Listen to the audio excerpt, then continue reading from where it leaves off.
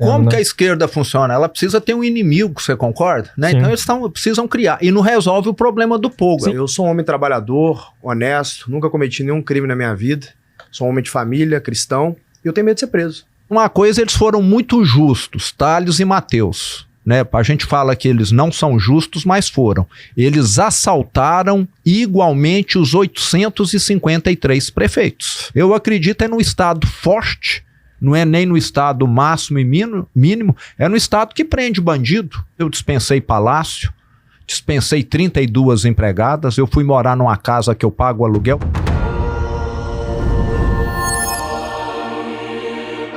Voltamos aqui com Vox Luminis, esse podcast que é igual o Cometa Halley, né?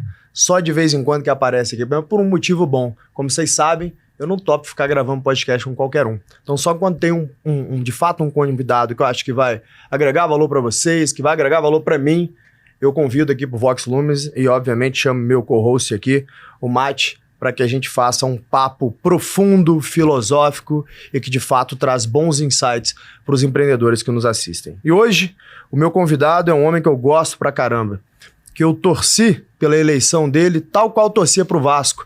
Antigamente, quando eu ainda gostava de futebol lá no Rio de Janeiro. Por Vasco é muita derrota. Torcia como antigamente, quando eu gostava de futebol. Tá? Hoje eu já não gosto de futebol, mas ainda gosto do Vasco. Um abraço pro Charles, economista sincero. Ainda gosto do Vasco. Tá? Hoje eu gosto de futebol americano. Eu não vou mudar de time mesmo, então eu vejo um esporte que pelo menos eu posso mudar de time na hora que o cara tá indo bem. A história é o seguinte, esse homem aqui, ele antes de se tornar político, ele é um grande empreendedor. Né? Ele é um administrador, construiu uma cadeia de lojas que tem mais de 470 lojas e emprega mais de 5 mil pessoas. Né? A gente está falando do Zema, das lojas Zema, atual governador de Minas Gerais. Bem-vindo, Zema. Prazer estar aqui, Thales, Mateus. Prazer estar com você aqui, cara. Prazer nosso.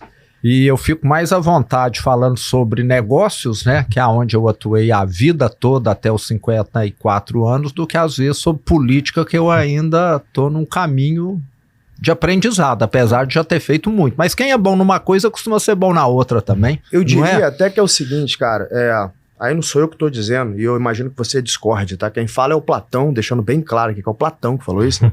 O Platão dizia que a democracia é o pior sistema de governo que existe, só perde para a tirania.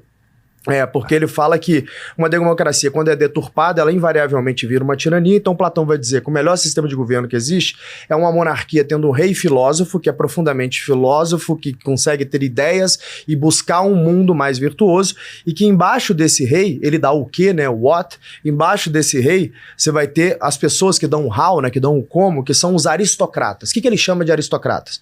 Não é esses palhaços emperucados dançando lá no Palácio de Versalhes, não. Isso é burguesia, oligarquia. Ele chama de aristocrata homens e mulheres de valor que construíram muito na sua vida privada e que daí não precisam mais se preocupar com dinheiro e que eles vão para a vida pública para se doar para aquilo que é eterno, para deixar um legado. Exato. Então ele fala o seguinte, olha, se eu vou ter um ministro da economia, ele não fala exatamente isso, né? Mas se eu vou ter alguém cuidando da economia ali da nação, tem que ser alguém que foi um grande economista, né? Tal qual a gente teve anteriormente o Paulo Guedes, que foi um grande aristocrata, que eu sei por fato que ele deixou na mesa centenas de milhões de reais para poder sentar na cadeira de ministro de Economia, porque ele era um dos maiores investidores do grupo AFIA, que fez um IPO nos Estados Unidos, se eu não me engano, por 4 bilhões de dólares, e ele saiu um ano antes do IPO, tendo que vender a participação dele por preço pré-IPO para poder sentar na cadeira de ministro. Ou seja, esses são aristocratas que deixam de ganhar dinheiro, que deixam de fazer algo para si, para fazer algo pelo público. Então, trazendo para nossa realidade aqui, você é um aristocrata, né? Você é um homem de valor, construtor, trabalhador, um homem humilde e que decidiu deixar a gestão ali do Grupo Zema para se doar para construir uma Minas melhor, né? E no final do dia, a gente vê que você gerou muito valor para Minas Gerais. Ainda não saiu o CAGED hoje, mas o último número que eu tinha seu aqui é que você gerou mais de 700 mil empregos. Hoje a gente sabe que provavelmente vai sair o CAGED, deve bater 1 milhão de empregos aí em Minas Gerais, mesmo pegando uma Minas Gerais em frangalhos, né? Um problema fiscal muito grave, né? E eu sou testemunho disso, né? Já passando a palavra para o governador, eu sou testemunho disso, porque, poxa, sou mineiro, sou de Belo Horizonte, nascido, criado lá, minha família está lá também. E a gente sofreu muito em Minas Gerais, a gente viu um decaimento, né, do estado como um todo, de Belo Horizonte. Belo Horizonte ela é muito sintomática nesse sentido. A gente viu também uma depreciação da cidade ao longo dos últimos 10 anos, né, mais para trás, e foi muito sofrido pra gente, né, assim, Minas Gerais perdeu muitas empresas bastante importantes, sobretudo no Triângulo. A gente teve uma série de dilapidação de patrimônio, né, do estado nos últimos anos, e a gestão do governador, né, desde a primeira gestão, ela veio buscando retomar, né, os caminhos, os trilhos mais clássicos de Minas Gerais, né, gerador de emprego, de bons talentos, como a gente sabe classicamente que é, mas passa a palavra aí eu tenho uma pergunta específica, claro. Que eu fiz obviamente aqui um contexto para o nosso telespectador aqui entender, mas eu tenho uma pergunta específica para você, governador. Vou chamar você, eu não vou ter formalismo no senhor, não, vontade, tá? Aí. Que aqui é de empreendedor para empreendedor. Pô, em São Paulo posso falar só você, então, não falar de governador agora, a história é o seguinte, governador. Tem um custo muito grande pessoal e para sua família entrar para a política. Porque você é vítima direto de ataques injustificados, de mentiras, de fake news. E eu imagino que isso acaba entornando um pouco para sua família também. Ou seja, demanda coragem de fazer o movimento que você fez. Por que você fez isso, cara, com a tua vida?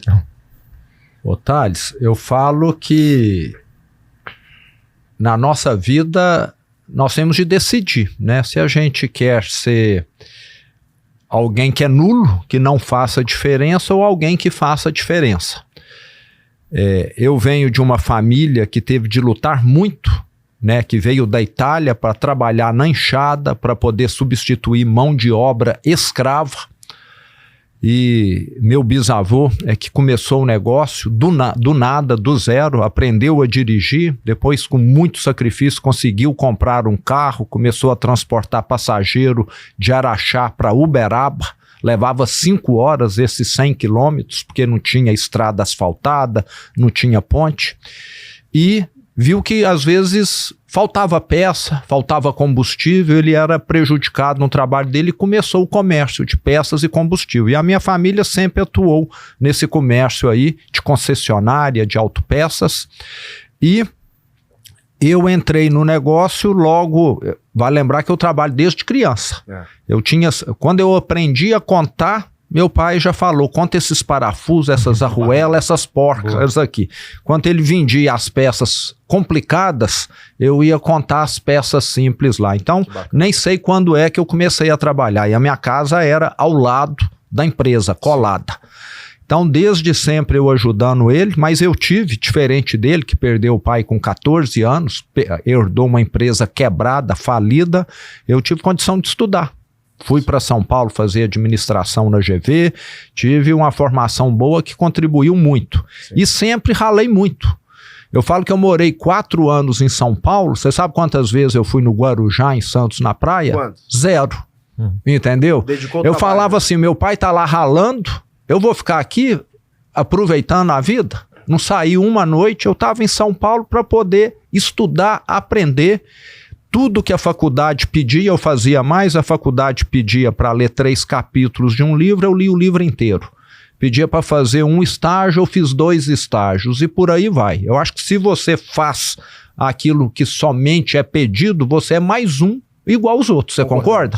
Então eu sempre tive essa visão aí e passei a minha vida, mais de 30 anos abrindo lojas, são 470 cidades diferentes, né? Uma loja por cidade. Conheço Minas Gerais como poucos, inclusive Carangola, Caratinga, Manhuaçu, Manhumirim, aquela região sua lá. Já estive lá diversas vezes, vendo imóveis, inaugurando novas filiais. E isso me deu um conhecimento de Minas Gerais que poucas pessoas têm. Agora, o que todo mundo às vezes gosta de fazer eu tô com a minha situação financeira resolvida, eu vou comprar uma casa não sei aonde, vou ficar na beira do mar, vou ficar no outro país não sei o quê, que é a vida glamurosa. mas eu gosto é de ver as coisas acontecerem e não de ser espectador. Você está entendendo? Você deve conhecer muito a linha dos estoicos, né? Marco Aurélio, Sêneca e Epíteto, né? E na filosofia se fala, o cachorro nasceu para latir, para proteger, a jabuticabeira existe para produzir jabuticaba, né? A vaquinha existe para produzir leite, carne, e o homem? Na minha opinião, o homem existe para produzir homens melhores, mais qualificados, com mais virtudes. É o que eu fiz na empresa, lembrando que a empresa sempre esteve entre as melhores para se trabalhar de minas do Brasil. Então, não foi um negócio que também, vamos dizer, foi feito para durar pouco, não. A empresa nossa já tem 102 anos e eu contribuí lá mais de 30 anos com a fase de maior crescimento da empresa. Está profissionalizada, com balanço auditado, se uma hora quiser ir para o mercado, está totalmente preparada, está pronta. E uma vida assim, você decide largar essa vida, largar uma empresa redonda dessa e ir para a vida pública para ficar ouvindo bobagem o tempo inteiro de opositor político. E assim, eu nunca mudei minha forma de viver. Eu sou do interior como você, eu continuo vivendo da mesma maneira que eu vivia, mesmo depois de ser eleito governador de Minas. E você deve saber, o Marco Aurélio, que na época era o imperador de Roma, né? Vamos dizer, ele significava naquela época muito mais do que China ou Estados Unidos significam hoje. China e Estados Unidos unidos. Unidos, talvez, Exato. E ele passou a vida no campo de batalha, Exato. né? Dormindo numa cama de palha, guerreando para manter Roma como uma potência naquela época, como diz que foi, se houvesse, né, pesquisa de aprovação pública, pesquisa de felicidade, diz que aquela época dele talvez tenha sido a época em que as pessoas estavam mais felizes e mais aprovariam um governo, porque realmente ele era aquele imperador mão na massa. Perfeito. Ele estava na linha de frente guerreando, inclusive correndo risco de vida, e foi lá que ele morreu. Exatamente. Não foi em Roma, ele não ficou em palácio, ele não ficou usufruindo da vida boa. Então eu acho que eu tenho um pouco essa visão aí, nós estamos aqui para guerrear, né? É lógico que a gente precisa descansar, de vez em quando precisa estar com a família, com os filhos, mas eu acho que o homem foi para melhorar a vida aqui na Terra e não para ficar aí na praia usufruindo ou ficando aí vivendo a vida só de prazeres. Que seria um comportamento oligárquico, né? E não aristocrata. Então a sua fala me deixa ainda mais claro que você de fato tem esse pensamento aristocrático, né? E de novo, aristocrático não tem nada a ver com ser um homem rico, de posses, não é? Comportamento virtuoso, de buscar a virtude, buscar o trabalho duro, buscar o legado, né? Diz que a aristocracia, se for para pegar o nome em si mesmo, seria o governo dos virtuosos. Exatamente. Não é isso? Exatamente. Não é dos chiques, nem nada dos glamurosos, disso. Não. É dos virtuosos. Esses são os burgueses, né? Isso, então, os virtuosos são esses que buscam a virtude. Agora, olha que interessante. Você fez uma comparação com Marco Aurélio. Eu queria continuar um pouco nessa linha. Eu quero falar um pouco de família com você, Zema. Marco Aurélio foi um dos grandes generais, né, imperadores de Roma. De fato, criou uma Roma incrível, mas não conseguiu criar sucessão. Tanto que o seu sucessor, Cômodos, dizem até que potencialmente participou da sua morte, do seu assassinato. Não se sabe ao certo se ele foi assassinado ou não. Alguns falam que sim, outros historiadores dizem que não. Mas Cômodos já foi um dos piores imperadores depois de Roma e conseguiu destruir o legado do seu pai. Como que você trabalha o teu legado familiar para que os seus sucessores consigam substituir você à altura? Já que você tocou aí na figura do Cômodo, né, recomendar para todo mundo que tem no Netflix, né, uma série lá muito interessante, curta, 6 ou 8 capítulos, né, que chama Roma, ou Império, alguma coisa assim, Império Romano, que conta a vida do Cômodo, né? Exato. Como um pai tão virtuoso conseguiu gerar um filho tão, né, errado, né? Desvirtuado, exatamente.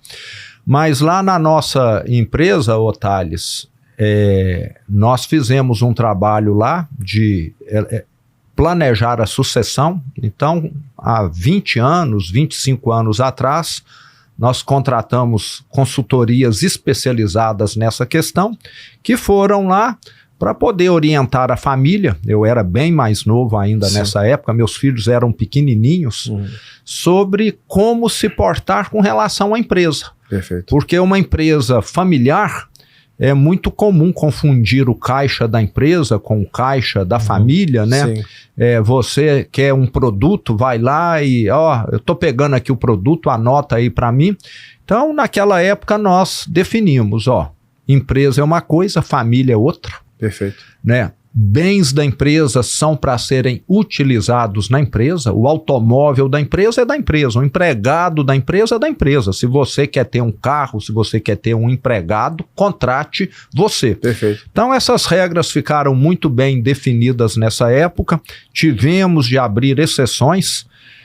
Eu tenho uma tia que hoje está com 102 anos, para ela ainda tem exceção, que ela gosta de ir na loja e pegar o liquidificador, pegar a sanduicheira e falar nota.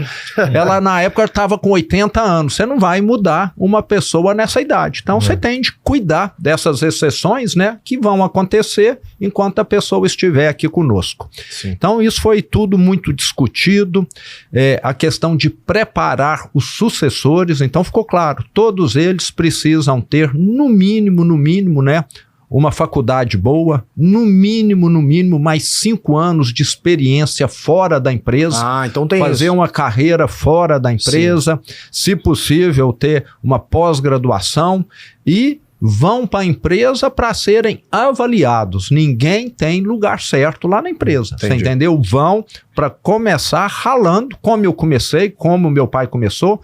Eu lavava carro por dentro. Tinha um lavador que lavava lá com um esguincho, aí ele acabava, o carro ia para fora, eu ia lá com uma esponjazinha para tirar a poeira de dentro, deixar tudo limpo e entregar o carro para o cliente. Fiz isso muito aí quando eu tinha 12, 13 anos de idade. Fui cobrador, pegava a bicicleta, saía entregando nota fiscal, na época que não imprimia na hora, e fazendo cobrança. Começou de baixo, né? Fazia depósito no banco, na época que não tinha cartão, né? Tudo era no dinheiro praticamente, ou no cheque pré-datado.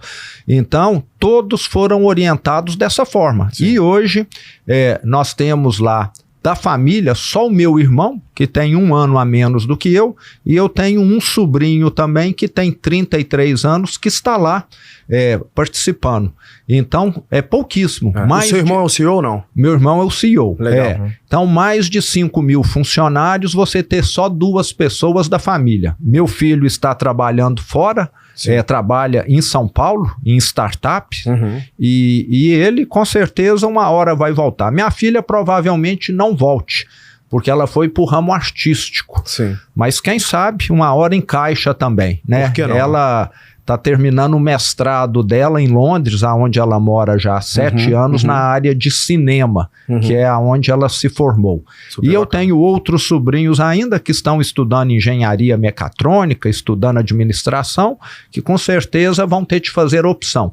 Mas nós deixamos claro também, Thales, quem quiser empreender, a empresa vai dar todo o apoio, entendeu? Né? Ele pode pegar um dinheiro emprestado, a empresa pode avalizar, nesse caso aí, para a pessoa realizar os seus sonhos. Claro. Então, eu falo que muitas empresas escravizam a família, ou tem o oposto também, a família destrói a empresa, e lá o que nós procuramos fazer é um diálogo permanente, escutando, adaptando, porque às vezes o que foi escrito há 20 anos, quando nós fizemos, não esteja tão de acordo quanto às necessidades atuais.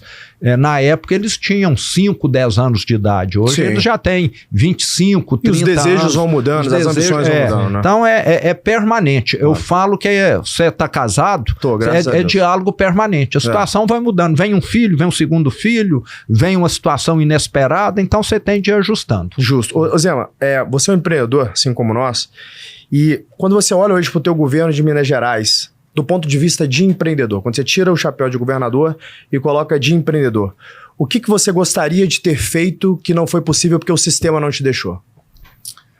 Nós vamos ficar 2 horas aqui, só nessa lista. O que vem na tua cabeça? Mas lista alguma coisa que você acha que é importante para deixar aqui. Otários, eu me lembro muito bem que uma das coisas que eu quis fazer e que eu acabei tendo de abortar é que no interior, lembrando que as nossas lojas estão em cidades menores. Claro, sim. Carangola, Manhumirim, Manhuaçu. Pensei que ia abrir uma em BH. O nosso foco é cidade pequena. Sim. Hoje até que melhorou, mas quando eu estava abrindo essas lojas há 30 anos atrás, eram cidades muito, muito carentes. Sim. Então, a gente colocava a loja de eletrodoméstico, era sempre um sucesso, que vendia em 12 vezes, tinha um preço, tem, né? Ainda preço vendemos razoável, em 15 vezes hoje, tem um preço competitivo, produto bom, atendimento bom, não deixamos o cliente na mão, é só olhar aí no Reclame aí que a nossa taxa de reclamação é muito pequena, muito melhor do que a média de mercado. Mas o que eu queria na época, eu falei, gente, aqui nós, além de eletro, temos oportunidade de vender mais coisas, né? E nós tínhamos também lojas de material de construção. E no Brasil, você não consegue colocar, né, duas razões sociais no mesmo endereço. Sim. Não sei se mudou isso hoje. Eu até preciso não consegue, não. Não consegue. Então, para poder vender eletrodoméstico e material de construção, eu tinha de colocar uma parede no meio da loja. Nossa. Tá entendendo? Sim. Né? Como se aquilo ali fizesse a empresa operar com mais transparência. Você entende? E para unir a razão social era difícil, que eram sócios diferentes, sim, etc. Mas essa foi uma das dificuldades. Acabou que chegamos a fazer essa multiloja aí, que vendia tanto material de construção quanto eletro, mas começou a ficar uma operação tão difícil por questões fiscais que nós tivemos de separar. Outra também que foi necessário, a maioria dos postos tem loja de conveniência. Sim. Não tem? Sim. Né? Tem. Era tudo junto. De repente o fisco chegou e falou, quem quer ter loja de conveniência tem de abrir uma outra razão social. Meu Deus. Para que mais uma contabilidade, mais um livro de entrada e de saída? Você está entendendo? Então tem hora que tem essas questões aí que dificulta. E você, em vez de estar empreendendo, em vez de estar modernizando a empresa, você fica lendo o regulamento do ICMS para poder entender as mudanças para não pagar multa. É o único país do mundo que você tem que ter advogado e contador antes de contratar o primeiro cara de operação, né? Diz que no setor público tem uma piada que eu gosto muito. Na hora que você vai fazer um viaduto numa cidade, ou um túnel, você contrata 3 engenheiros e 20 advogados. Você entendeu? Para fazer um túnel, um viaduto. É desse jeito que você precisa. Que vai vir gente falando que ali tem um formigueiro de uma espécie rara, que ali tem uma árvore que não pode cortar, que ela significa não sei o quê. Foi semelhante o que aconteceu quando levaram a Stock Car para Belo Horizonte, né? Você acompanhou lá. Cara, quem conhece BH, o circuito da Stock Car foi em torno do Mineirão, tá? Certo. E eles queriam colocar algumas arquibancadas, fazer algumas coisas, enfim, eles tinham que cortar algumas árvores, mas havia uma previsão para repor essas árvores e replantio de árvores em N vezes mais do que foi cortado. Certo. Até aí tudo bem, podemos entrar em algum detalhe. Eles queriam colocar, por exemplo, uma estrutura de arquibancada. Só que essa estrutura de arquibancada, ela precisava entrar num pedaço do terreno da UFMG. Certo. Né? Que os ativistas da UFMG fizeram? Falaram que não podia. Então, eles tiveram que ter até menos público do que eles gostariam por causa disso. O que seria bom para a cidade ter mais público. Exato, ter mais público, o giro de dinheiro que teve. Quer piorar o ambiente. Exato. Então, assim, é difícil, né? Porque, assim, a UFMG, no caso ali do Mineirão, a UFMG, ela tem acho que ainda é assim, né? O terreno da UFMG ainda é o terreno do Mineirão ainda é da UFMG, tem umas coisas assim mais complexas, mas mesmo assim, muito difícil de você operar as coisas. É sempre assim, vendendo dificuldade, né? Trazendo pra gente uma série de burocracias que é muito difícil você andar, fazer as coisas acontecerem. Te dar um exemplo concreto. Nós temos uma mineradora lá em Minas que precisa de mais 2 hectares para poder estender a vida útil da mina dela por mais 30 anos. 2 hectares é nada. Você concorda? Concordo. Né? O problema é que esses 2 hectares está hoje enquadrado numa reserva de preservação permanente. Ela falou, me dão esses 2 hectares aqui que eu te dou 20 para você aumentar a reserva. 10 vezes mais. E não querem. Você está entendendo? Querem travar, né? Querem travar, exatamente. Então, e é uma hipocrisia muito grande, porque todo mundo que se diz aí que quer preservar a natureza, tem carro, tem telefone celular, tem uma vida boa. Tudo que eles consomem é que faz com que seja necessário ter minas, concorda? Que se extraia petróleo. Eu falo assim, se eles fossem genuínos, coerentes, eles iam falar, eu vou ser índio e vou viver lá na floresta sem nada. Perfeito. Que aí eu não tô precisando de 1 grama de aço, não estou precisando de 1 quilowatt de energia. Você concorda? Mas ainda assim, ainda como índios, eles vão estar depredando ali a natureza, quebrando coisa, tirando coisa, extraindo, né, bens, exatamente, é muita hipocrisia aí. Governador, e falando em hipocrisia, quando você olha para Brasília hoje, o que mais te irrita no sistema? Ô, Thales, são 1000 coisas, né? Não é uma, não, né? Vem na tua cabeça. Vamos lá. Primeiro, a gastança do governo federal, um país pobre, né? Gastando muito. Eu falo que o nosso presidente, os ministros e boa parte da cúpula política é o equivalente ao CEO, aos diretores de uma empresa, né? E o Brasil, lembrando, é um país que tem déficit, um país pobre, seria o equivalente a uma empresa que está com prejuízo, que está só piorando o resultado e só esbanjando. Um pai de família que não está conseguindo colocar comida na mesa. Ele vai na loja e vai comprar roupa cara, vai fazer jantar caro, vai fazer viagem cara. É o que acontece aqui no Brasil. Parece que é não querer enxergar a realidade. Basta ver os gastos de viagem desse governo versus o governo anterior, né? Sim. Algumas ordens de grandeza maior.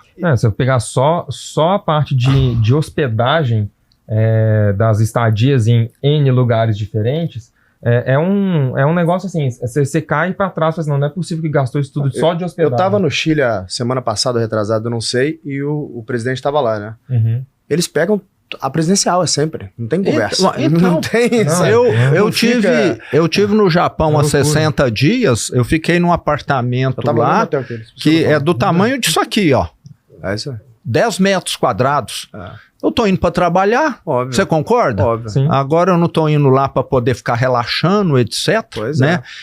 Mas essa é uma das coisas. Eu falo que é o péssimo exemplo, não é nem o mau exemplo, é o péssimo exemplo. E bons exemplos contam, você sabe disso. Claro, não contam? Né? Conta muito, não resolve tudo não, mas conta. A nossa liderança não é só o mandato, né? Aquilo que a gente faz é que acaba sendo, que repercute, né, de cima para baixo, não adianta. Qual que é o país que mais tem ministérios no mundo? Brasil, né? Sabe qual que é o estado que menos tem secretarias no Brasil? Minas Gerais, 14. Mesmo estado que tem uma população 10 vezes menor do que Minas Gerais, tem mais secretarias do que Minas. Então é essa visão de ficar distribuindo favor, privilégio, de ficar dando emprego para companheirada, né? Tudo isso, mas são muitas coisas e ainda a nossa justiça que me parece que fica decidindo de acordo com o vento. Né? O vento mudou para cá, decide para cá. O vento mudou para lá, decide. Isso não é justiça para mim, né? Isso é se vender e gera um descrédito total. Mas são muitos problemas. E o judiciário hoje te preocupa? Muito. É uma das áreas que mais preocupa. Você está vendo aí essa perseguição, né, política. Quem é de direita, vou pôr tornozeleira, eu vou restringir a conversa com o filho, não pode sair do Brasil. Uma perseguição. Quem desse pessoal aí deu tiro? Quem desse pessoal aí saiu na rua armado, conclamando golpe, né? É tudo só suposição. Eu penso que você já deve, em alguma ocasião, Thales, ter pensado assim, eu vou ajudar tal instituição, tal lugar. Você teve a intenção de ajudar, aí você não ajudou. Você acha que você é benfeitor nesse caso? Não. Agora lá, talvez eles tiveram a intenção de fazer alguma coisa e não fizeram. Mas viraram golpistas. Você está entendendo? Então você não pode nem ter liberdade de pensar aqui no Brasil, né?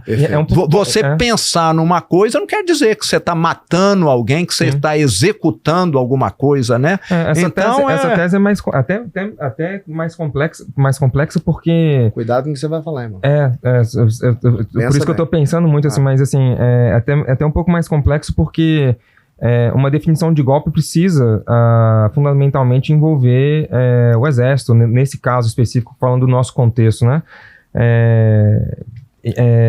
você não viu, enfim, é complicado. Eu concordo que é muito difícil ver as coisas como elas estão acontecendo. Como né? que a esquerda funciona? Ela precisa ter um inimigo, você concorda? Né? Então eles precisam criar. E não resolve o problema do povo. Sim, é uma poder tirar o foco que eles criaram. Né? É para poder não mostrar a fome que existe no Brasil, a pobreza que existe, a quantidade de problema que tem, e falar, nós temos um inimigo aqui e eu tô te protegendo dele, um inimigo que não existe. Né? Igual, por exemplo, eu vi um dado recente com relação ao nosso desenvolvimento. Poxa, o marco do saneamento ele foi muito importante para o Brasil, né? Ele sofreu alguns problemas, né, entraves aí, né, nesse novo governo, mas foi um marco muito importante, mas ainda assim a gente está ficando cada vez mais para trás nesse desenvolvimento de saneamento básico, que é muito importante, obviamente, para a dignidade humana, mas sobretudo para o peso que isso acarreta na saúde, enfim, em uma série de outras coisas diferentes, longevidade das pessoas, enfim, uma série de coisas. A gente está perdendo agora até para a Índia, em termos de desenvolvimento de saneamento básico, por exemplo. Até hoje, a gente amarga metade, basicamente, né, metade da população sem saneamento E muito básico. do que tenta ser feito, eu tenho visto que o judiciário, muitas vezes... Posso estar enganado, mas aparentemente está legislando, tentando legislar, né? Isso é difícil. Isso me preocupa um pouco, porque a divisão dos poderes acabou, recentemente, né? não é? 2, 3 semanas atrás aí, a Câmara, o Senado, o Congresso, né? Vetaram o aumento do IOF, o Judiciário foi lá e desconsiderou. É estranho, né? Os representantes do povo, né? Então não precisa de Congresso, não, você concorda? Vamos fechar o Congresso, então, né? Fecha. O Congresso custa mais do que a família real, né? Lá na Inglaterra, então dá para fazer isso. Mas assim, se você for observar, por exemplo, eu sei que às vezes a gente vai fazer comparações assim e parecem esdrúxulas quando a gente fala assim, a gente tá virando uma Venezuela, por exemplo.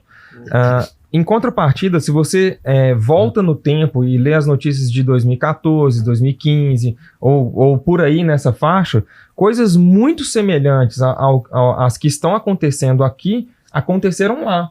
E elas predisseram o que viria, né, o que acarretaria na Venezuela em maior ou menor grau. A gente vê isso acontecendo de maneira muito semelhante aqui por parte do judiciário.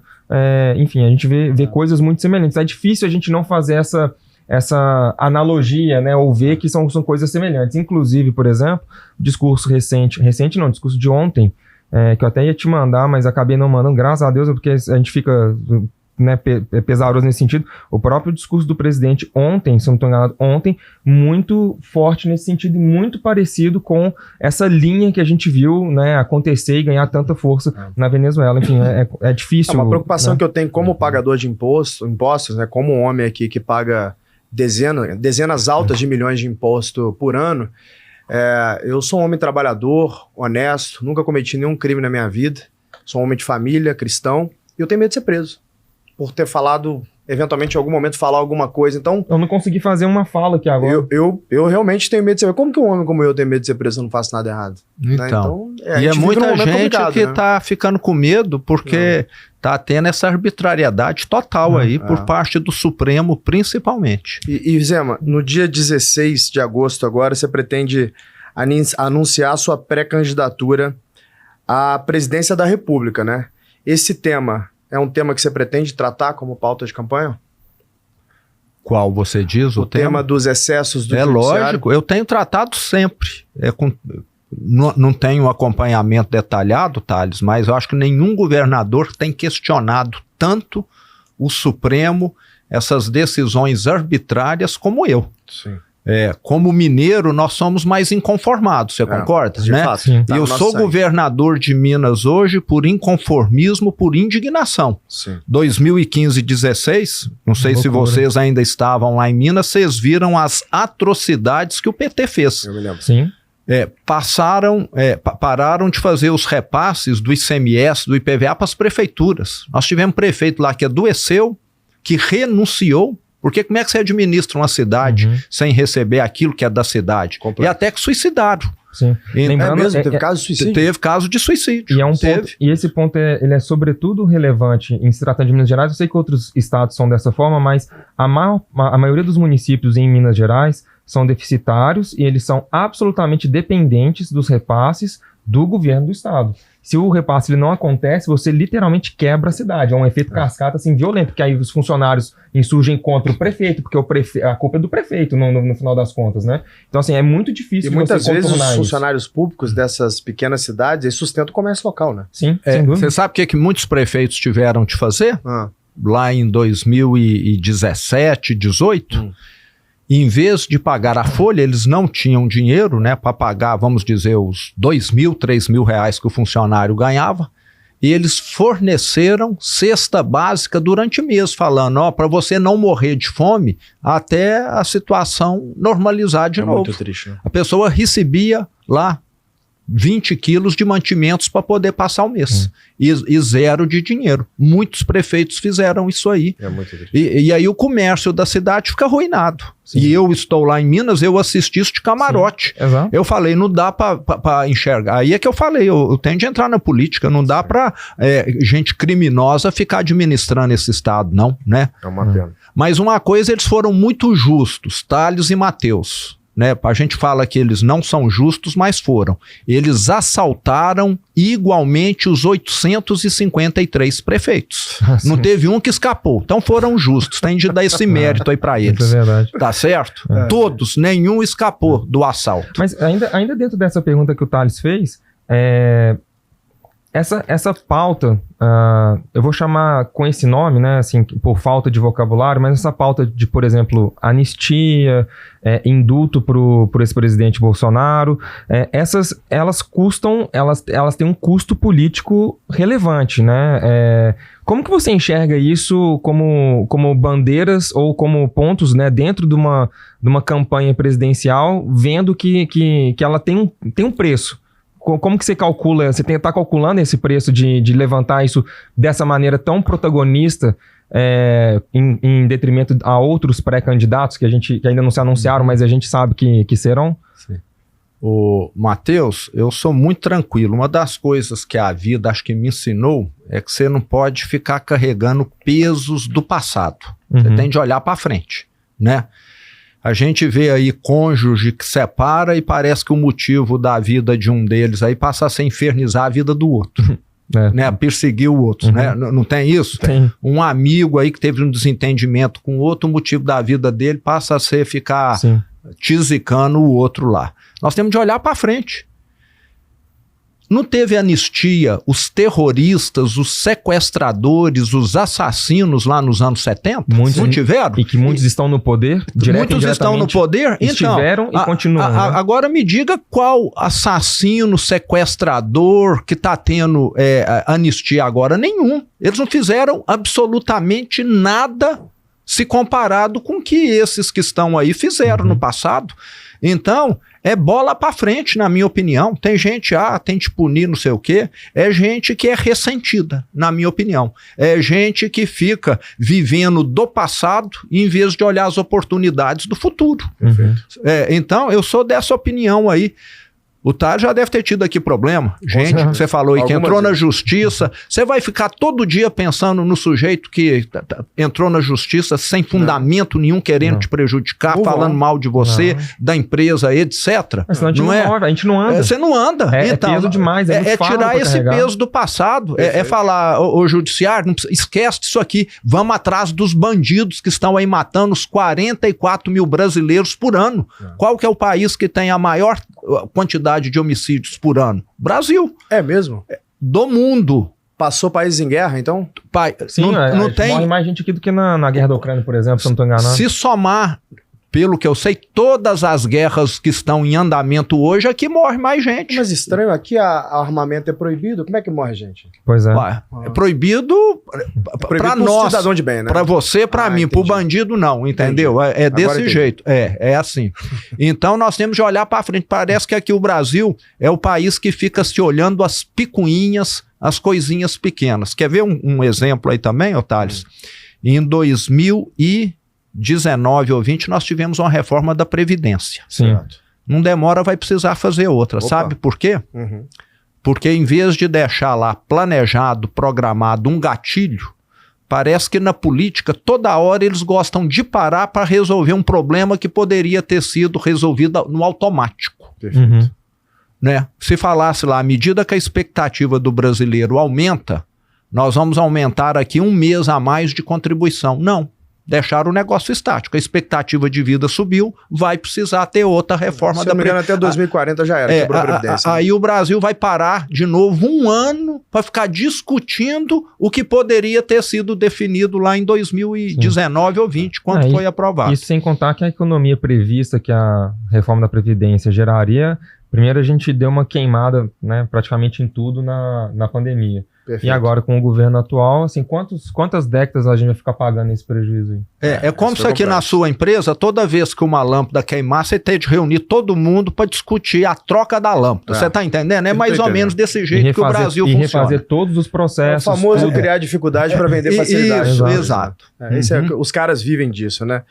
E, governador, a gente tem aí alguns nomes, né? Em vista de se candidatar nessa nova direita. Então, tem o senhor, tem Tarcísio, tem Caiado, tem o Eduardo Leite, tem o Ratinho Júnior, tem o Michele, o próprio Eduardo Bolsonaro, eventualmente. Como é que o senhor enxerga essa direita? Será que a gente não está se diluindo demais e dando chance para uma esquerda unificada de fato permanecer no poder e aí talvez ser o fim do Brasil? Muito pelo contrário. Eu tive com o presidente Bolsonaro há 15, 20 dias atrás e a visão dele coincide com a minha. Quanto mais atores candidatos à direita tiver, Thales, melhor. Se o candidato do Rio Grande, o governador do Rio Grande do Sul for candidato, eu tenho certeza que ele vai ter mais votos no Rio Grande do Sul. Se o governador do Paraná for candidato, com certeza ele vai chamar mais votos no Paraná, de Goiás a mesma coisa, de Minas a mesma coisa. E isso seria migrado para o segundo turno. Aí no segundo turno nós estaríamos juntos. Perfeito. Então, muito provavelmente o que nós teremos em 2026 serão alguns candidatos da direita, até porque a direita tem bons nomes, ótimos nomes. Acho que é a primeira vez na história que tem tantos bons nomes, tantos bons governadores juntos. Assim, concorda? Né? Que Concordo. É muito bom, né? Você já pensou você ir num concurso de Miss que só tem uma desfilando? Né? Não sei se vai escolher a melhor, né? Exato. É bom que tenham muitas desfilando.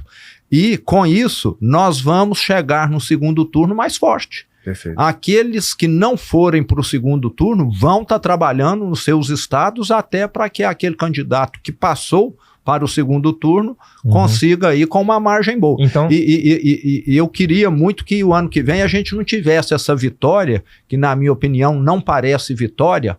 Quando um time ganha do outro de 501 a 499, parece que não é vitória, você concorda? Sim. Né? Vamos ganhar de 550 a 450, perfeito, você concorda? Perfeito. Que aí fica um negócio assim, falar, não, isso aqui é vitória mesmo, isso aqui não foi por acaso não, como foi essa última eleição. Parecido até com o que o Trump conseguiu fazer, né? Ele fez o Congresso, fez o Senado e também, incrivelmente, ele conseguiu maior voto popular, né? Então, assim, no número de votos, ele também teve mais votos do que... Então, ele não só teve o colegiado, então ele conseguiu construir algo bastante concreto, né? E nesse caso, a gente não está falando só de candidatos à presidência, né? A gente também precisa de um bom quadro para as outras cadeiras, né? Como o Senado, para os deputados também, enfim, tem muita coisa. Mudança tem muita lá. coisa, Temos né? de avançar, porque se o Senado não põe um freio no Supremo, no Judiciário, essas barbaridades vão continuar acontecendo, né? O Senado é que deveria, e infelizmente, não sei se por falta de coragem, não pôs esse freio aí que é tão importante. O sistema judiciário, Zema, o sistema eleitoral, é algo que te preocupa? Ou a gente pode confiar como brasileiros nas urnas? Nós precisamos mudar o sistema eleitoral em alguns pontos. Você deve estar se referindo aí à questão do voto impresso. Eu sou favorável, né? Se acabou a eleição lá, imprime um relatório daquela urna ali, dá um comprovante para quem votou. É possível fazer isso hoje, né? Possível. Você é da área de tecnologia, você sabe melhor do que eu. Eu só não entendo como é que não é feito. E esse ponto específico, ele é muito pacífico. Em que sentido? Só para não trazer uma confusão desnecessária. A gente não está falando que, eu imagino, né? Acredito que extinguir a urna eletrônica. E também continua com ela, só imprime um comprovante. E a gente não está falando de você sair com um bilhetinho na mão votei no fulano, né? Porque isso pode ser um voto de cabresto que o cara vai lá e ele troca por alguma coisa. Não é isso que a gente tá, não é isso que a gente tá falando. Isso. A própria urna brasileira que tinha sido aprovada com voto impresso, ela funcionava bem. Não sei se vocês lembram do próprio STF apresentando essa urna e elogiando ela. E até, coincidentemente, um projeto do Bolsonaro, onde você tinha a urna bonitinha, fazia impressão, você conferia se estava certinho, dava ok, isso caía num invólucro lá, tudo lacradinho, bonitinho, então você tinha como comparar o que foi feito ali, entre aspas, digitalmente, aí você faz impresso, pronto, aí você faz a por amostra, você pode fazer. Cada 500 urnas você pega uma e conta. Isso é feito em vários lugares diferentes. Mas uma outra questão que me preocupa... Desculpa, lá não. Lá é outro sistema. Sim. Mas uma coisa que me preocupa tanto quanto isso, Otários, é a questão de todo ano para o Brasil parar para votar. Eu tô na política agora, eu sei que em ano par, os políticos param de trabalhar para estar envolvidos com campanha. Sim. Nós tínhamos de unificar essas eleições. Pelo menos seria parar uma vez a cada 4 anos. Perfeito. Você concorda? Concordo isso é uma aberração que nós temos aqui. Concordo né? plenamente. Porque chegou ano par, é o vereador, é o prefeito, trabalhando para eleger o deputado dele, você entendeu? Igual vai ser o ano que vem. Ou se for igual ao ano passado, é o deputado parando de trabalhar, o governador também sendo prejudicado nas suas atribuições para tentar eleger prefeitos, vereadores, etc. Então, era unificar tudo. Tem eleição? Uma eleição a cada 4 anos, pronto, e acabou. Senão fica essa bagunça. Seria um sonho, né? No final do dia, a gente sabe o quanto que demanda fazer campanha, né? E custa caro. E um custo enorme para a sociedade isso aí. Perfeito. Esse é um outro ponto, né? A gente parar de financiar essas campanhas, né, via Estado, assim, pelo menos na minha opinião, porque, poxa, a gente tem que fazer esse financiamento público, né, de campanha, e é um absurdo a quantidade de dinheiro nossa, e sempre cresce, o fundo eleitoral ele sempre cresce, e a gente está subsidiando uma classe política, com todo respeito, né, a gente tá subsidiando uma classe política, e esse recurso todo podia estar sendo direcionado para as nossas muitas mazelas, como foi bem lembrado, o Brasil, ele é um país pobre, ele tem gente sofrendo para valer. Então a gente precisa de ter um olhar diferente e uma gestão mais responsável dos nossos recursos. Exatamente. Acho que no final do dia é o seguinte, o senhor como eu também é um liberal, então a gente tem crenças no ponto de vista de economia, né? De ter uma economia menos estatizada, mas ao mesmo tempo o senhor está agora para assumir uma cadeira, né, de eventual chefe do executivo. Como é que vive essa dicotomia? Na verdade, eu quero entender o seguinte, se você fosse fazer um raio-x da tua visão política e do papel do Estado hoje, e se a caneta fosse na tua mão, como que seria esse Estado? Ô Thales, a iniciativa privada faz a maioria do processo de gestão melhor do que o setor público. Lá em Minas nós temos o hospital público da rede FEMIG. Se um componente de uma máquina lá de ressonância, de raio-x estraga, nós temos que fazer uma licitação. Talvez, se tudo correr muito bem, 3, 4, 5 meses a gente consiga adquirir esse componente. Um hospital privado estragou agora, daqui 1 hora a peça está lá. Porque você tem autorização para comprar. Na hora que o setor público vai comprar, você tem de fazer chamada de preço, publicar edital. Então tudo é mais lento, né? Tudo é mais lento, mais caro, mais demorado. Aí quantas pessoas ficaram sem raio-x, sem a tomografia ou sem a ressonância? Nesses 3, 4 meses. Um equipamento caríssimo fica parado meses por causa do processo de compra. Então o Estado é ineficiente. Não é culpa de ninguém. Por definição. É por definição. Eu sou da época em que telefone era quase que valor de carro. Uma linha de telefone. Eu sou mais velho que vocês. Eu lembro da Telemig. Você lembra da Telemig. Ter uma linha de celular ou uma conta era um absurdo. Hoje o consumidor tem opção. Perfeito. Então, nós temos de dar para as empresas essa gestão do que é do Estado e que elas podem fazer muito melhor e barato. Perfeito. Lá na minha gestão, nós vendemos já muitas empresas, aquelas que eram subsidiárias da Copasa, da CEMIG, da Codemig, e agora estamos lá lutando para podermos privatizar as que restaram, que são as grandes, Copasa, CEMIG, Codenjo, Codemig, A CEMIG, entendeu? o pessoal criou um cavalo de guerra lá forte, né? Sim, e a CEMIG no passado, quem acompanha sabe que ela foi usada como cabide de emprego e como ferramenta da politicagem. Não sei se vocês acompanharam lá em Minas o caso da energia solar. Quando nós chegamos lá em Minas, havia de capacidade instalada 500 mega. Hoje, nós já devemos estar rompendo lá 13 gigas. É 26 vezes mais em 6 anos. Sabe por que teve esse avanço extraordinário? Porque antes só conseguia autorização para construir uma usina fotovoltaica quem tinha algum padrinho político. Nossa, que beleza. Porque, e aí, em vez de investir, Thales, ele saía no mercado. Ó, eu tenho aqui uma autorização, você me paga 5 milhões, Thales, então eu te vendo aqui a autorização. É tipo placa de táxi. Exato, você falou tudo, é isso aí. Então, funcionava desse... Quando eu cheguei, eu falei para o CEO da CEMIG, que era um mapa com todos os pontos de conexões possíveis para a gente colocar na internet para quem quiser investir. Sabe quanto que nós levamos de investimento de energia fotovoltaica? Quanto? 80 bilhões. Nós estamos gerando lá em Minas hoje o equivalente a uma usina de Itaipu, sem colocar R$1 de dinheiro público. Pelo contrário, movimentando a economia, gerando emprego e tendo mais energia. E, inclusive, Thales, com recuperação do nível dos reservatórios que estavam baixos. Porque num dia de sol... Quem é que está fornecendo mais energia? A fotovoltaica. Perfeito. E não a usina de Furna, de Três Marias, Dependendo ou de só de Nova chuva, Ponte, né? Dependendo só de chuva. Então, todos ganharam. Mas antes, era para só uma dúzia de amigos do rei estar ganhando. Mas você falou aí do Estado, eu acredito no Estado forte, não é nem no Estado máximo e mínimo, é no Estado que prende bandido. Sim. Será que aqui no Brasil esse Estado máximo que o PT apregou tá prendendo bandido? Talvez não. Eu acho que o brasileiro está cansado da violência. De vez em quando eu entro aqui, Instagram, Facebook, etc. Toda hora tem um vídeo lá de um sujeito com a arma apontada para o outro, dando tiro, matando. Um pai de família, um trabalhador, né? Não é isso? Não é? Então parece que esse Estado aqui está do lado, da bandidagem.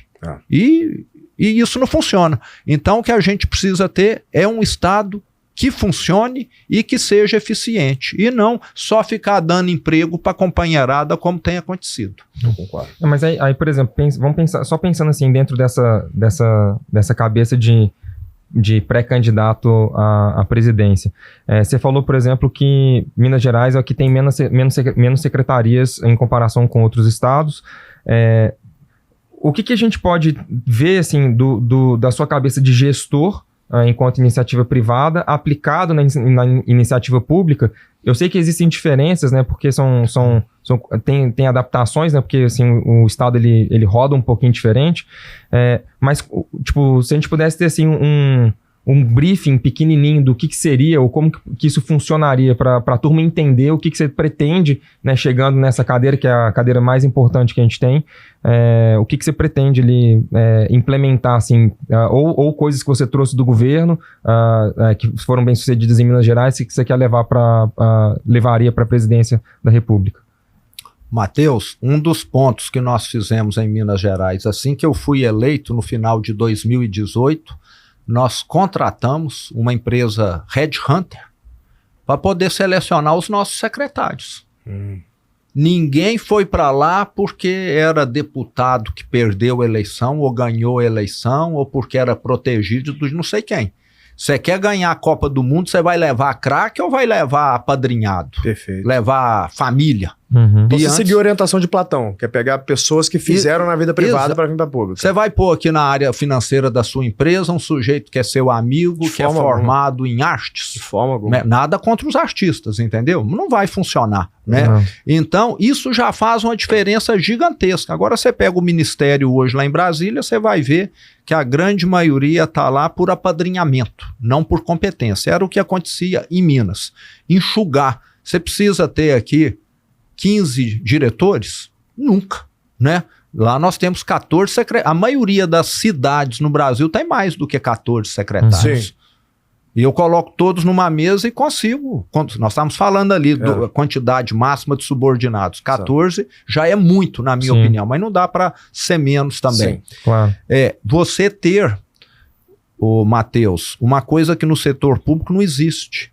Ter metas, ter compromissos a cumprir, ter acompanhamento. No setor público, na maioria das cidades, infelizmente, estados e governo federal, o que existe é um feudalismo. É o sujeito que é da secretaria A ou do ministério A falar assim, o ministro ou secretário do ministério B, não entre aqui na minha área. Isso aqui é meu, é do meu partido.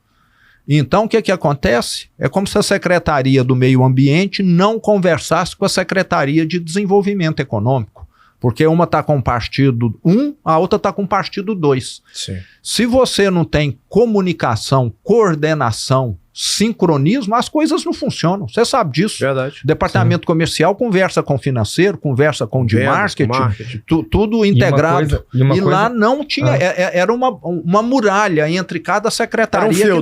Eram feudos. E o pior é que sabe o que acontece na prática? Me corrija se eu estiver errado, pelo menos eu vi isso com os meus olhos em outra gestão, que secretarias rivais, vou colocar dessa forma, fazendo a mesma coisa, gastando dinheiro 2 vezes para a mesma finalidade, só que uma falando assim, não, isso aqui é minha responsabilidade, isso aqui é minha, ao ponto de, inclusive, judicializar para ver quem que é o dono do negócio para poder cortar a fita e etc. Não foi uma vez só não, tá?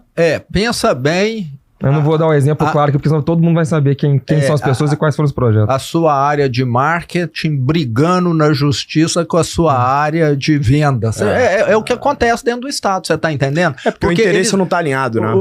Eles não agem para o interesse do povo, mas sim pelo interesse próprio. É como se não fosse para o interesse da empresa. É como se a área de marketing fosse algo isolado e a área de vendas fosse algo isolado. Não tem como dar certo. Não tem como dar certo. Não tem. Tem gente que brinca que o setor público no Brasil é equivalente a um submarino, foi feito para afundar.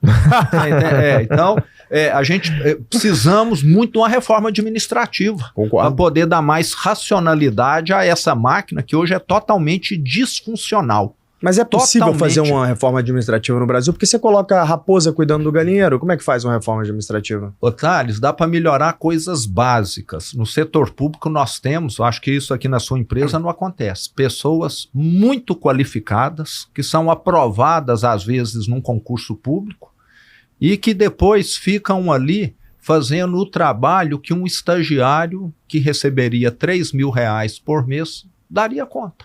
De fato não acontece. Você não vai pagar 15 mil, 10 mil para alguém estar fazendo isso. Você concorda? Concordo plenamente. Não é? Tem muito isso. Tem muito no setor público pessoas que são aprovadas num concurso público que no final da carreira vão estar ganhando tipo 40 mil, mas já entram ganhando 32 mil. Numa empresa isso não acontece também. Não. Que ele senão a pessoa não fica, né? Ela vai. Que ele vá galgando, né? Ao longo do tempo, as promoções, etc. Então, é um manancial de oportunidades que nós temos dentro do setor público que precisa ser feito. Agora, eu vou dar uma opinião polêmica aqui. Polêmica. Vocês adoram polêmica. A história é a seguinte, você tem um Brasil, por exemplo, é um país de um PIB acima de 2 trilhões de dólares. Né? Quando a gente pega na remuneração oficial de um chefe de Estado, de um presidente da República, é uma remuneração muito abaixo do que o valor que ele deveria, quer dizer que ele vai, mas que ele deveria gerar para um país. Né? A minha opinião polêmica é que se alguém está gerenciando uma companhia que faz 2 trilhões de dólares de receita, ele deveria ser remunerado properly para o valor que ele vai gerar nessa companhia. Agora, ele também deveria ser cobrado properly em cima daquilo que ele está dizendo. Então a história é o seguinte, quer acabar com o déficit público, por exemplo? Tem uma solução muito simples. Todo mundo que tem a caneta para aprovar o aumento de gasto é responsabilizado na física caso tenha déficit. Acabou o déficit público. Acabou. Agora vamos remunerar essas pessoas também properly, porque aí um grande gestor que eventualmente não tem a coragem, né, que você teve de largar as suas empresas e ir para a vida pública, talvez ele fale assim, cara, eu posso ter um sucesso financeiro muito bem estabelecido se eu for para a vida pública e entregar valor para o Brasil. Então eu vou ser remunerado de forma que eu deveria, em cima da responsabilidade que eu tenho, mas eu também vou ser cobrado, inclusive na física, se algo der errado, se eu não for bem sucedido. E vou ser demitido se eu estiver fazendo um trabalho errado e for mal sucedido. Eu juro por Deus, Matheus. Então, muitas vezes as pessoas criticam o judiciário e falam, o juiz ganha muito dinheiro. Perfeito, somos um país pobre, mais de 80% da população brasileira vive com menos de 3, 4 salários, se não me engano. Menos, com certeza, né? Sim, 2 salários. Então, eu entendo o que o público está falando, mas é o seguinte, esse homem, ele tem uma caneta capaz de decidir pelo bem ou pelo mal como vai a vida de um empreendedor, por exemplo, que emprega centenas, às vezes milhares de famílias. Esse homem ele não pode ter nenhuma chance de ter um desincentivo em decidir de acordo com aquilo que é o melhor para o país dentro da lei. Então, se você não remunera bem o suficiente, eu estou falando bem o suficiente assim, que seja impossível, por exemplo, eu acho que você enfrentou esse problema, né, de que os salários dos secretários de Estado, o teto era baixo, né? Baixíssimo. Então você não contrata gente boa. Então meu ponto aqui é muito difícil contratar gente boa. Por isso que é uma opinião polêmica. O pessoal fala, mas você é um liberal e quer que o funcionário público ganhe mais? Quero. Bons profissionais. Adoraria, os bons deveriam receber mais. E também quero que ele seja responsabilizado na física. Cometeu crime, vai pra cadeia. Tem só um ponto, um asterisco aí. Aí o governador talvez ele já tenha visto alguma coisa nesse sentido. Mas eu conheci 2 ex-governadores, um vice e um ex-governador, que eles passaram quase 8 anos tendo questões de prestação de nada de corrupção, etc., sim, mas só assim, pós-cargo, porque eles assinaram muitas coisas ao longo, né, enfim, da vida pública, e ficaram quase 8 anos com advogado, e tendo que prestar conta na União, não sei o que, etc., e gastando, assim, uma bica de dinheiro para nada. Ou seja, eles não fizeram nada errado, passaram por tudo isso, assim, torraram dinheiro para poder garantir, olha, eu não fiz nada de errado, tá aqui tudo certinho, etc. e tudo mais. Então, isso também aí qual que é o problema, né? É que isso, a princípio parece interessante, mas é utilizado politicamente, porque aí você coloca um juiz ou você indica alguém ali politicamente, beleza, agora é caça às bruxas, vai atrás do cara, acabou com a vida do cara. Aí por isso que a gente tem dificuldade. Quem quer trabalhar no setor público? Tá louco, depois muda de governo, caça às Matheus, bruxas. Muitas vezes os meus seguidores, as pessoas que me conhecem, falam assim, você tem que ir pra vida pública, você tem que se candidatar. Sim, a gente já cansou de ouvir isso. Sabe qual é a chance de eu me candidatar? É 0. Eu não tenho a menor chance de eu ter a coragem de fazer o que você fez. Eu tenho realmente, assim, uma admiração tão grande por você ter feito isso, né, na posição que você tem na vida. Eu tenho 0 chance de fazer um negócio desse num país como o Brasil. Mas, ao mesmo tempo, eu entendo que é o seguinte, digamos que o superávit primário ao final do governo, que a gestão deixou, 1% vira PL, né, participação dos lucros para quem participou daquilo. Eu sou a favor, desde que essas pessoas sejam responsabilizadas, inclusive criminalmente, se elas fizerem coisa errada e deixou déficit, vai pra tua física. Tira todos os seus bens. Aí eu sou a favor. Eu sei que é polêmico, mas alinha os incentivos. Otários, eu acho que todo tipo de recompensa por desempenho é bem-vindo. Mas no setor público, isso hoje, no Brasil, ainda é raro. É uma das questões que podem entrar numa reforma administrativa. Agora, antes disso entrar, nós tínhamos de ter uma facilidade, uma avaliação de desempenho para colocar para fora pessoas que estão lá só para perturbar. Nossa, esse negócio de estabilidade é de a estabilidade é necessária, vale lembrar que ela é necessária. Sim. Mas hoje, para você provar que alguém está lá prejudicando, você vai levar 10 anos, 15 anos. Enquanto isso, ela está ali se alimentando da máquina pública. Ela está se alimentando, né? Deteriorando a máquina pública, entendeu? Então tem muito abuso. Lembrando que é uma minoria, você está entendendo? Claro. Eu estou falando que o 1, 2% que é ruim acaba fazendo uma imagem negativa dos demais. Concordo. Entendeu? Concordo. Agora eu acho assim, se num país como o Brasil tivesse algo semelhante ao que você falou, eu acho que deveria ter muito mais, às vezes até em vez de proporcionar ganho de milhões, nós estamos falando de um país, de órgão público, isso eu acho que é muito questionável por parte da população, mas seria o seguinte, se está tendo déficit, como está tendo hoje, magistrados, ministros, presidente, o primeiro escalão, no mínimo, não ter nem reajuste, ficar congelado. Isso é o mínimo. Todo ano o rombo aumenta e reajuste de Esse salário. é o mínimo, já seria um avanço, você está entendendo? Com certeza. Porque o que você está falando é fazer uma revolução francesa. O que eu estou falando é o seguinte, vamos já... Só de virar essa chave já é um passo gigantesco, porque o pior é você ver o rombo subindo e muita gente tendo um aumento. Né? E já ganhando bem, com os maiores salários. Se você quer saber qual que é a real inflação do Brasil, é só olhar qual que está sendo o tamanho do reajuste do judiciário. Faz sentido. Aí você vai saber, o percentual que está sendo ali, deve ser por volta disso aqui, entendeu? Faz sentido. Eles nunca não saem pode perdendo. aumentar salário, não pode colocar um privilégio, não pode fazer nada que justifique aumento de remuneração. E já seria um avanço extraordinário isso. Sim. Ô Zema, Alexandre o Grande, né, dizia que ele prefere um exército de ovelhas liderado por um leão do que o contrário, né? Um exército de leões liderados por ovelha. E, essencialmente o que a gente está dizendo que é o seguinte: um homem fisicamente perigoso, um faixa preta de jiu-jitsu, um homem altamente treinado para matar, se ele quisesse, com as próprias mãos, né? Geralmente são os homens mais gentis, com mais parcimônia, que sempre tenta resolver conflitos através da paz e do diálogo, né? É prudência e sofisticação. Exato. O homem perigoso, ele tende a ser prudente porque ele sabe do que ele pode fazer. Já o homem fraco, ele é a antítese desse homem. O homem fraco, ele é covarde, né? Enfim, o homem fraco, ele vive na casa ali do vício, né? O homem forte, ele vive na casa da virtude. Então, Alexandre dizia que prefere um exército de ovelhas comandado por um leão do que um exército de leões comandado por um homem fraco, por uma ovelha, né? O que é liderança para você, Zema?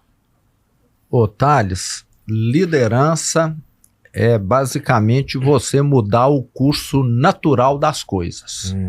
As coisas tendem a caminhar igual um rebanho que alguém... Um líder lá, nem vou dizer líder, né? Uma parte do rebanho foi no rumo um bando ali, igual o passarinho também, os outros vão atrás, né? Certo. E acho que liderança é você falar, não, nós vamos nessa direção ali, que ali é o melhor lugar que nós vamos ter no futuro. Perfeito. Você está entendendo? E eu acho que o líder mostra para as pessoas que esse lugar no futuro é melhor, ele precisa estar sabendo comunicar, vender, aquilo ali é melhor, porque lá a terra é mais fértil, nós vamos plantar, a produção vai ser melhor. Perfeito. Lá nós estamos mais distante dos invasores, nós temos condição de usar esse rio aqui como barreira. Perfeito. Tem 1000 argumentos aí quando você tem um objetivo em mente. E sempre motivando as pessoas, porque às vezes a caminhada é árdua, né? Você precisa estar sempre lembrando, nós estamos cansados, é só subida até lá, mas vai valer a pena quando a gente chegar lá. E quando chegou, o trabalho não acaba. Eu falo que é um trabalho contínuo. Enquanto a gente estiver respirando, nós temos condição de estar contribuindo. Chegou lá, aí você vai ter de arar a terra, adubar a terra, colher, acompanhar, combater praga. É um trabalho constante. Ele só muda de acordo com aquela necessidade maior no momento. Quando eu assumi Minas Gerais, qual que era a grande questão lá? A parte financeira. Perfeito. Funcionário não recebia 13º, não tinha data para receber salário, era sempre um mês atrasado. Você recebia no salário mínimo, parcelado. Nossa. salário parcelado. Prefeito não recebia repasse.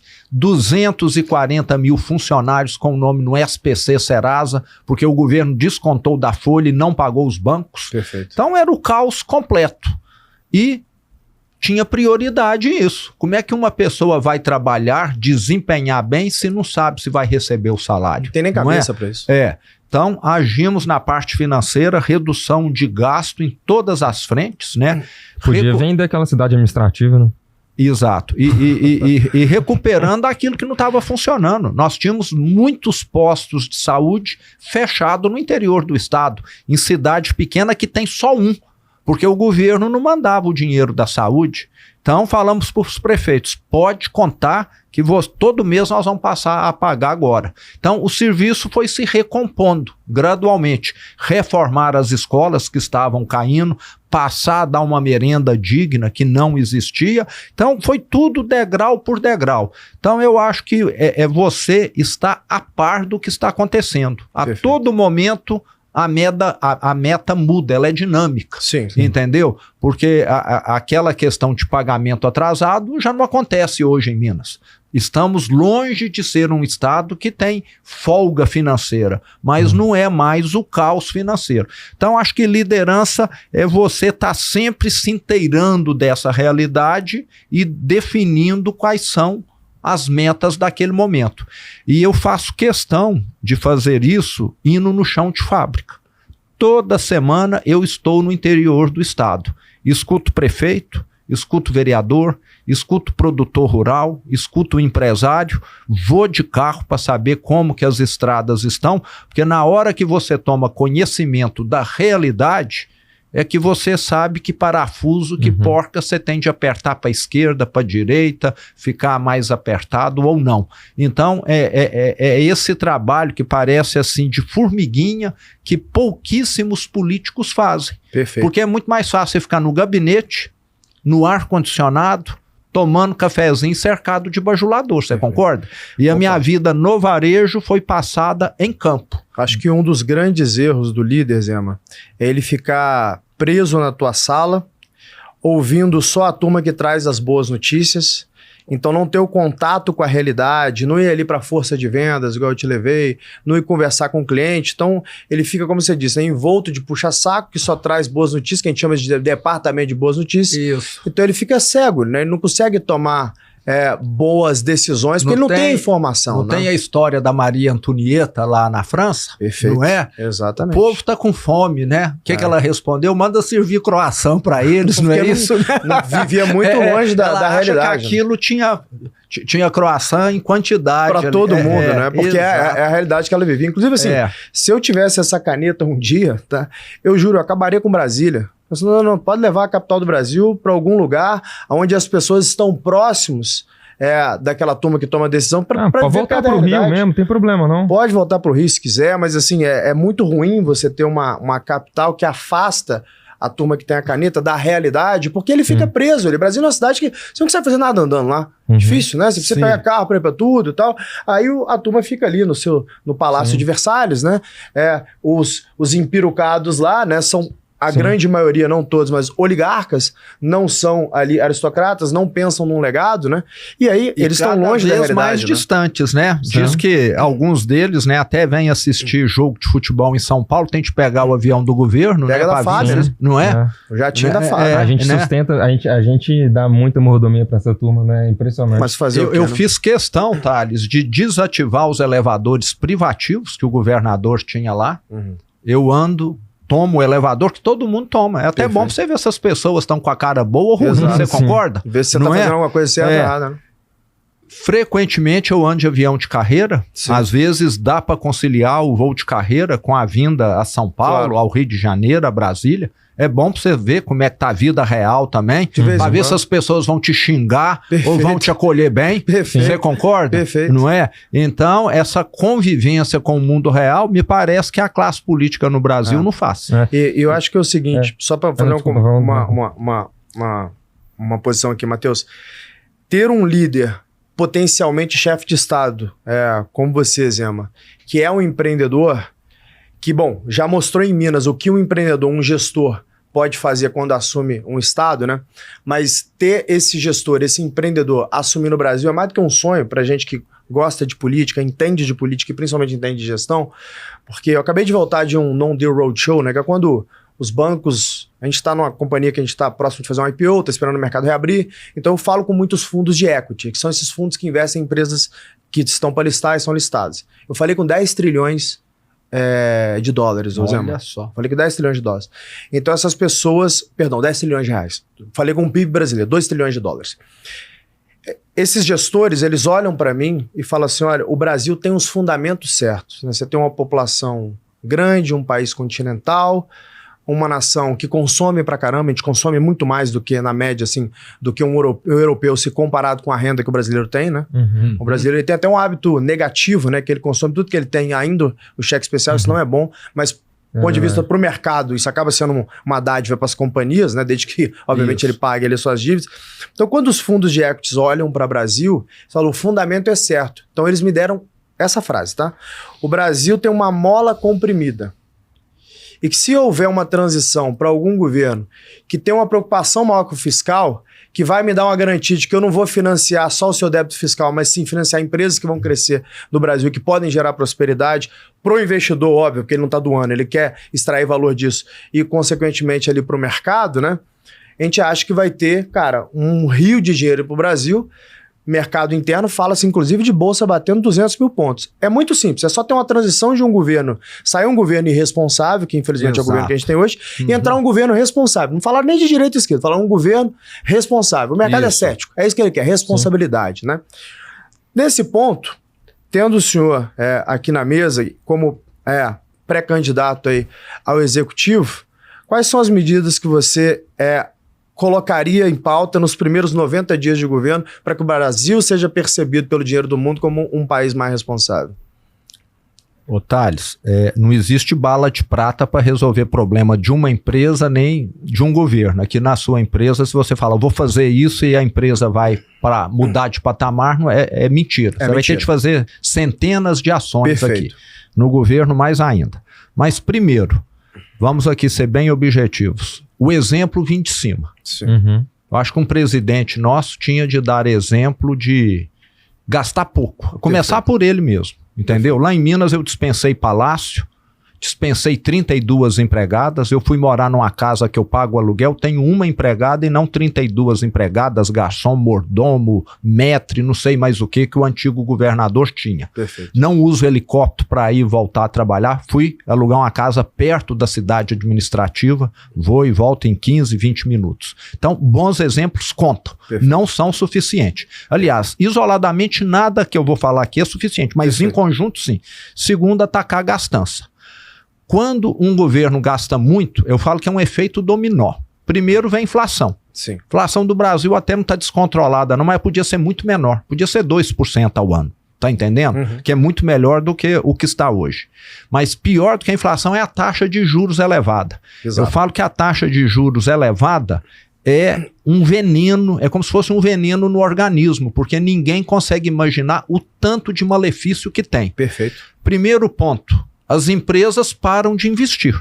Sem dúvida. Porque quem vai pagar 20% de juros hoje? É o 15% mais o spread. É na faixa dos 20% que qualquer empresa paga hoje. O sujeito que tem 10 milhões de reais fala, eu não vou investir mais, eu vou deixar o dinheiro rendendo. Final do ano eu tenho 1,5 milhão aqui. Vou me pagar dividendo e deixar rendendo. Isso, sem risco, sem nada, não é? Agora, quando as empresas param de investir, o maquinário fica desatualizado. Com isso, a competitividade do país fica prejudicada. Por que o Brasil exporta pouco produtos industrializados? Porque a nossa empresa, as empresas nossas investem pouco. Por causa da taxa de juros elevada.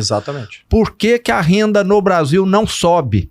Porque as empresas investem pouco e a produtividade também não sobe. Você concorda? Um maquinário da década de 80 não vai produzir o que um maquinário atual produz. Temos uma das piores produtividades do mundo, dos países. Então, quando um governo gasta muito, é muito efeito colateral. Agora, para culminar, além disso que eu falei, ainda tem um lado social. Quem é que está pagando a conta desses juros altos? É o sujeito milionário que tem lá milhões aplicado ou é o endividado humilde? É sempre o pobre. É sempre o pobre. Inflação esse governo mais terrível que eu falo que ele é a maior hipocrisia possível. Ele fala que está fazendo programa social, que está distribuindo renda, mas o juros está fazendo no sentido inverso muito mais do que qualquer programa social. Eles estão distribuindo renda, só que ao contrário, né? Dos pobres para os ricos. A dívida pública do Brasil hoje, a ordem de grandeza é 7 trilhões. 15% ao ano é 1 trilhão. Nós estamos dando 1 trilhão para os ricos e tirando dos pobres. 7% tá entendendo? Só para pagar custo da dívida. Exatamente. Então você tende a atacar isso. Então eu falei, exemplo, gastança, que aí você ataca a taxa de juros, ataca um punhado de coisa. Perfeito. Precisamos também combater o crime, principalmente o crime organizado. É cada vez hoje a maior preocupação do brasileiro é a questão da violência. Ninguém aguenta mais, né? Você tá no trânsito, você tá tenso, você vai chegar ali um sujeito com uma moto, apontar uma arma para você. E eu fui a El Salvador e vi lá, Otales, um país que reduziu a criminalidade, os homicídios em 99% em 3 anos. Mais seguro que os Estados Unidos. Você que viaja muito, uma hora desce lá para você ver. 300 mil salvadorenhos que tinham ido para os Estados Unidos voltaram. Criou um problema habitacional lá agora no país. Eu sou fã do Bukele. Eu acho que ele deveria ser um modelo a ser seguido. E sabe por que lá caiu 99% a taxa de homicídio? Sabe qual foi o milagre, a genialidade deles lá? Prender bandido. Botar vagabundo na cadeia. Fizeram o Secote, centro de confinamento de terrorista, tá lá, não sei se é 15 mil, 20 mil assassinos. E a população aplaudindo, rindo. Eu fui em diversas comunidades lá, conversei com gente humilde, dono de mecânica, dona de casa, estudante, dono lá do barzinho, da padaria. Eles falando, antes eu era extorquido aqui todo dia. Qualquer comércio lá tinha de pagar $300 por crime organizado. Eles chegavam, você tinha uma casa lá... Eles falavam pra você, sai dessa casa. O Rio dá desespero, porque... Tipo, é máfia. Lembro do Rio de Janeiro também. Então, hoje no Brasil nós temos 23 milhões de brasileiros que moram, que vivem desse jeito. Área controlada pelo crime. Não é o Estado que está lá, não é a polícia. É o crime que cobra pela internet, pelo gás, pela energia elétrica, pela água. Eles não precisam mais de droga. Droga para eles hoje é um negócio pequenininho. Sim. Então, precisamos atacar o crime. E além disso, nós fazermos aí as reformas administrativas e políticas que nós comentamos agora há pouco. Eu acho que se o Brasil caminhasse nesse sentido, o mercado já ia falar o seguinte, esse país aqui é viável, dá para reduzir muito a taxa de juros. Só um ponto dentro disso que você falou, porque sempre quando a gente fala assim de apertar o cinto, de redução de gastos, etc., existe um silogismo terrível que pegam isso e falam o seguinte, você vai tirar dinheiro dos programas sociais, você vai desassistir os pobres, você vai tirar dinheiro do SUS, etc. E não tem nada a ver uma coisa com a outra. A gente está falando de tirar privilégios de quem está...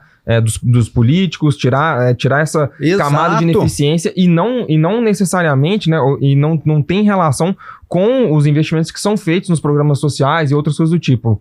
Tô falando besteira ou é certíssimo. Essa dá para você, às vezes, até melhorá-lo. Porque sem dúvida, na hora que você economiza 1 trilhão de juros por ano, você pode estar direcionando isso para o social. Eu lembro daquela discussão clássica do Ciro perguntando, dá bilhão, né? Eu acabei de dar um dado aqui, né, nesse podcast, 7% do PIB brasileiro para pagar custo da dívida, por quê? Porque a gente está com a Selic a 15%, então se você consegue baixar a Selic, o que baixa a Selic? Cara, é fluxo de capital vindo para dentro, né? É confiança de mercado. Então se faz essas reformas, o mercado começa a trazer capital para dentro. Eu já vi bancos falando de bolsa a 200 mil pontos. Você baixa o custo da dívida. Esse dinheiro que você deixou de gastar para ficar remunerando investidor, você consegue aplicá-lo em programas sociais e, obviamente, bancar tudo isso que a gente está falando aqui sem retirar nada daquilo que a pessoa humilde está contando. E lembrando, o Brasil é um país pobre. A gente não está falando aqui em nenhum momento aqui, tipo, de qualquer coisa que tem relação com tirar coisas dos mais necessitados, porque a gente sabe, a gente conhece. Pô, a gente olha norte de Minas, a gente sabe o que é. É duro pra caramba. Agora, a gente não tá falando disso, né? O imposto mais nefasto que existe chama inflação. Sim. É ele que faz a dona de casa. E eu sei porque, a verdade é assim, eu venho de uma família extremamente pobre, né? Eu cresci no quarto de empregada, de favor na casa do patrão da minha avó. Então esse é o lugar que eu venho ali de Carangola. Eu cresci com pessoas que escolhiam entre comer ovo ou comer só arroz e uma vez por semana podia comer um frango, comer uma carne. Essa é a minha vida, então eu sei o que eu tô falando. A verdade é, essas pessoas quando batem no supermercado, a inflação tá alta, eu falo assim, vamos pro ovo. Não dá pra ter frango, não. Né? Então, essa inflação é o mesmo preço que a dona Maria ali, que vive com um salário mínimo, tem 3 filhos para criar, paga no frango, é o preço que eu pago. Esse imposto é o mais nefasto que existe. Esse é o que deveria ser combatido. Zé, mas para encerrar, teu time tá falando que a gente precisa encerrar aqui. Qual que é o legado que o Zema... Qual que é o legado que o Zema quer deixar para o Brasil e como que você quer ser lembrado no futuro? Otávio, isso aí eu acho que eu deixo para as pessoas, né? Eu procuro dormir todo dia com a minha consciência limpa, tranquila, que eu fiz o melhor. Você está entendendo? E acho que isso vai depender de interpretação, né? Eu nunca gostei muito de homenagem, sabe? Eu acho que você tem que ter a régua alta para você mesmo e não para estar mostrando para os outros. Então eu vou muito nessa linha e se eu puder, acho que eu escolheria ser lembrado como alguém que melhorou a vida das pessoas. Você está entendendo? Perfeito. Esse negócio de homenagear com o nome de ponte, de aeroporto, de estrada, não sei o quê. A minha consciência vale mais do que tudo isso. Você está entendendo? Né? Eu penso assim, se eu estiver tranquilo, conta mais do que se tiver 100 mil me aplaudindo. Perfeito. Porque o que eu quero é entregas boas. A minha vida poderia estar muito mais tranquila, né? Se eu tivesse em outra área, tivesse já não querendo trabalhar e poderia ficar o resto da vida, mas, igual eu falei, eu sou meio que estoico, né? Inconformado, principalmente num país que tem um PT, que parece que quer mandar a nação pro abismo, você entendeu? Aí eu me sinto com mais energia ainda. Enquanto o PT existir, eu vou estar cheio de energia para poder mostrar que eles estão totalmente equivocados, errados, já destruíram Minas, né? Eu falo que lá em Minas nós somos um caso meio que inédito, que lá foi o equivalente a tirar o Titanic do fundo do mar. É como se o Titanic estivesse navegando hoje a nossa missão lá em Minas Gerais. Então é essa indignação, esse inconformismo aí que continua me movendo, mas agora eu acho que é o futuro que vai analisar aí, e eu tenho certeza que só de você estar com a consciência limpa, tranquila e os resultados estarem visíveis, nós somos um governo que tem uma boa aprovação, significa que nós estamos indo na direção correta. E um ponto que eu sempre digo lá, Thales, é que a minha gestão, o estilo nosso lá de fazer, é muito mais semelhante a um agricultor que planta mogno e eucalipto do que o de um agricultor que planta milho e soja. Ou seja, a colheita boa vem lá na frente. Perfeito. Nós estamos deixando grandes projetos estruturantes iniciados, alguns já em execução, como a linha 2 do metrô, a duplicação da rodovia Belo Horizonte, Brumadinho, Belo Horizonte, Mariana, Ouro Preto, que também será duplicada, o Rodoanel Metropolitano, que vai melhorar em muito a vida ali de mais de 30 cidades da região metropolitana, 5 grandes hospitais regionais que serão entregues ainda na minha gestão. Então, assim, no dia que o meu governo tiver o último dia lá acabar, muita coisa vai continuar ainda amadurecendo pelo futuro, além das entregas que nós fizemos. E me parece que no Brasil falta muito essa visão de longo prazo. Perfeito. Todo mundo querendo só plantar, me parece que alface, o milho que você colhe hoje ou amanhã ou daqui a 3 meses, né? E a gente precisa plantar para colher daqui a 10, 15 anos também. Concordamos. É a clara visão de longo prazo, a visão virtuosa, né?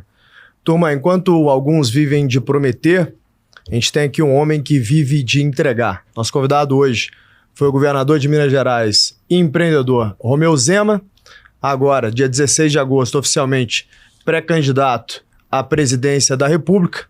Zema, obrigado por estar aqui. Foi um prazer falar com você mais uma vez. Prazer foi nosso. Obrigado. Espero ter contribuído aí. Obrigado, Matheus. Obrigado, Thales. Você que nos ouviu até agora, se quiser um Brasil mais lúcido, mais executor, não adianta... Eu sei que eu estou pregando para convertido aqui, quem me segue, obviamente, já tem uma cabeça mais aristocrática, mas não adianta a gente ficar só na nossa bolha vendendo para convertido, né? O teu trabalho, mandar esse podcast para outras pessoas que estão em dúvida, é o teu trabalho com muita calma e respeito, debater política, debater Brasil, porque essa é a única chance que a gente tem de salvar o Brasil. Nas últimas eleições, eu falei que vivíamos ali uma batalha entre o bem e o mal, e que se o mal fosse eleito, o Brasil estaria em maus lençóis, né? Provavelmente viveríamos em uma tirania. Bom, hoje a gente tem medo de criticar o governo, né? E o nome que se dá para uma nação onde a população tem medo de criticar o governo, não é democracia. Então pensem nisso e saibam que 2026 talvez seja a última chance de salvar o Brasil. O mundo muda quando o homem muda. Nós precisamos mudar, sair dessa polarização de debate e ter condição de conversa para que a gente, sim, traga para a cadeira alguém que pensa no Brasil, não em si próprio. Até a próxima.